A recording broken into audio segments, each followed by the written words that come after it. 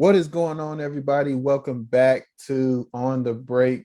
We have another episode for you guys, especially in light of the NBA Finals Game 1 matchup between the Golden State Warriors and the Boston Celtics. And this is going to be an exciting series, man. I think this is the matchup everybody wanted to see. You have these two excellent teams, these two great teams coming together, um, competing for the championship. Winner takes all in this 7 game series. So, man, uh, it's a lot of stuff that I think a lot of people are excited about when it comes to this series. A lot of matchups that you can look into, but I think for the most part, everybody is really excited to see the Boston Celtics defense go up against the Golden State Warriors offense. I think that's probably the one of the biggest talking points that I've at least heard.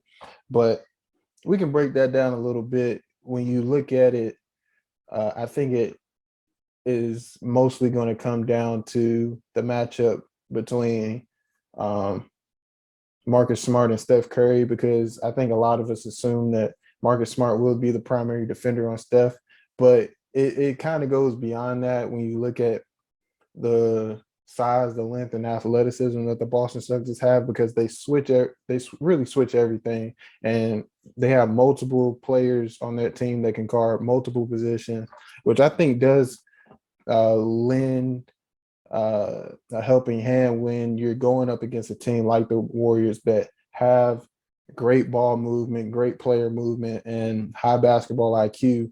And you have a high basketball IQ on the Boston Celtics side as well. So I think that's going to be definitely be a really good matchup to look at.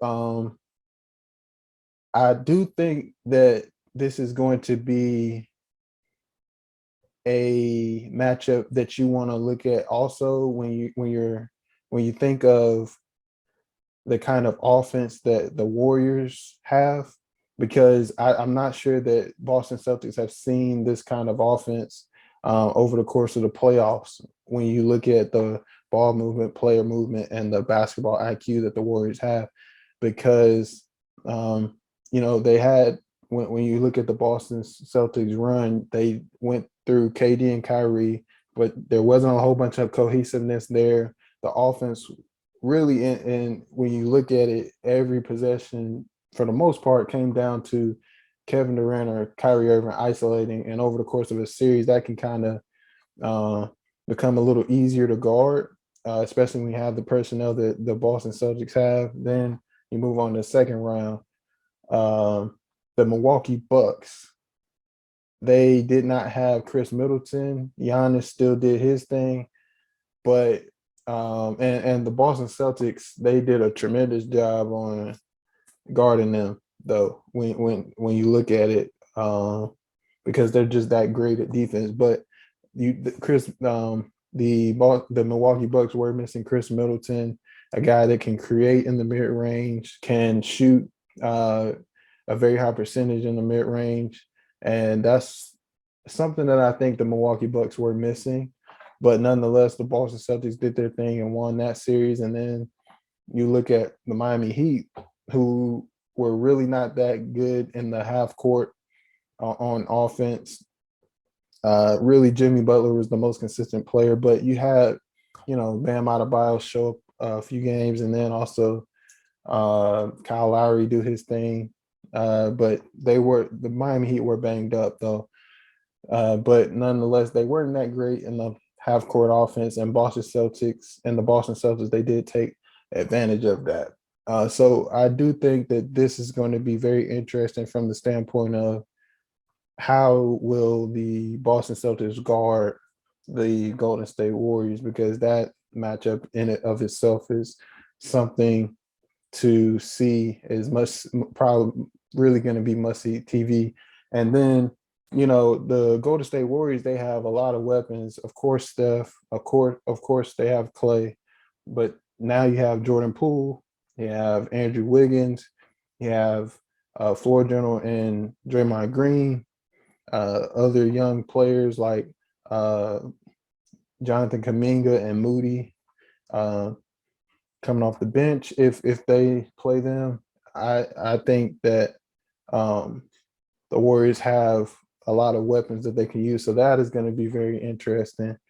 Um, Another thing I think is going to be interesting to watch for Game One, and then also over the course of the series, is how are the Golden State Warriors going to guard the Boston Celtics?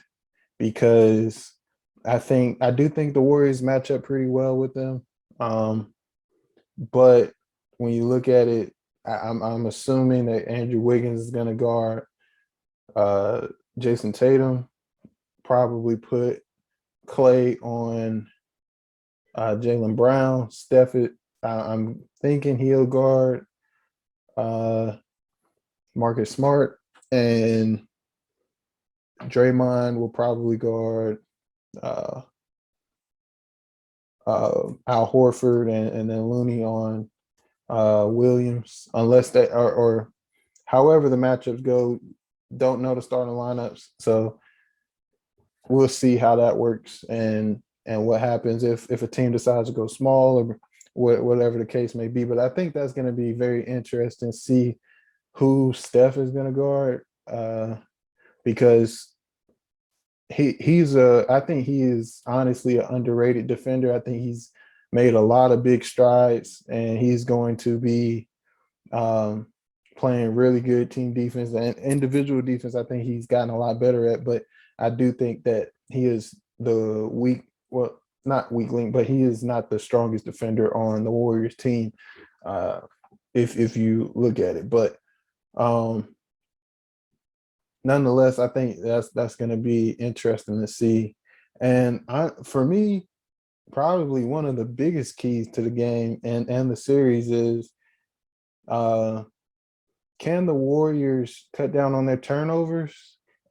And if you're looking at it from the Boston Celtics side, can the Boston Celtics get those turnovers, get the Warriors to turn the ball over? Because I think that the Boston Celtics really get going when they get in transition. If you go back to Game 7 of the Eastern Conference Finals, and honestly throughout the Eastern Conference Finals, but specifically in Game 7, early on, the Boston Celtics turned the Miami Heat over. They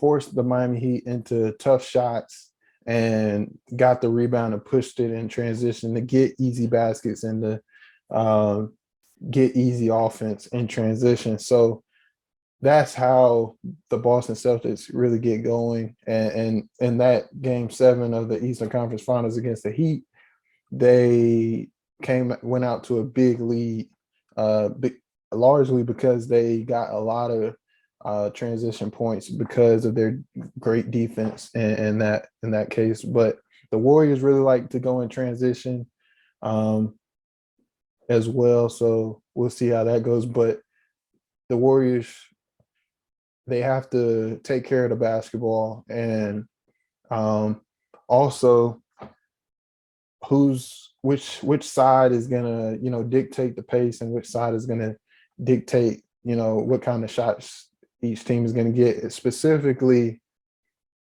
the Warriors are the Warriors going to allow Boston to push them into areas of the court where they don't want to be, take shots that they don't want to take. So can the Warriors get the shots that they want and get to their spots and control that pace? I think is a big key as well. But those are the key points that I'm looking out for. I think that over the course of the series, we're going to see a lot more, but it's just going to be interesting, man. Like I said before, I think this is the matchup that most people wanted to see, especially towards, getting to the finals, seeing which teams had the potential to get to the finals. I think for the most part, people wanted to see this matchup. So it's going to be exciting. I'm excited for it, man. It's going to be fun to watch. I think this is going to be the best series of the playoffs this year, and I'm ready, man. I can't wait. So y'all enjoy, and we'll catch you on the next one.